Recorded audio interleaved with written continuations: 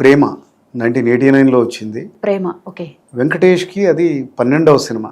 అంతకుముందు ఆయన హీరోగా, అంతకుముందు ఆయన చేసిన సినిమాలన్నీ లైక్ స్టార్టింగ్ నుంచి ఇది కలియుగ పాండవులు, భారతంలో అర్జునుడు, ఇలాంటి పిక్చర్స్ అన్నీ కూడా యాక్షన్ హీరో రోల్సే వేశారు.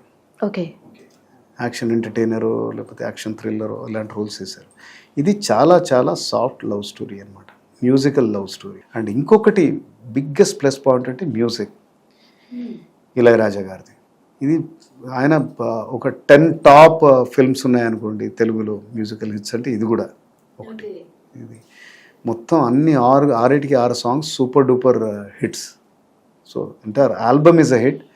ఈరోజు కూడా ఈ జనరేషన్ యంగ్స్టర్స్ కూడా ఈ సాంగ్స్ అన్నీ కూడా చాలా ఇష్టం. అంటే ఫర్ ఎగ్జాంపుల్ ప్రియతమా నా హృదయమా, ప్రియతమా నా హృదయమా, ఈనాడే ఏదో అయ్యింది,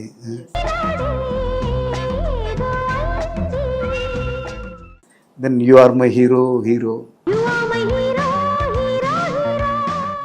ఇవ్వు ఇవ్వు, ఒక ముద్దు. ఇంకో 2 సాంగ్స్ కూడా చాలా పాపులర్ సాంగ్స్. అంటే చాలా అంటే రాకింగ్ సాంగ్స్ ఇవన్నీ కూడా. రైట్.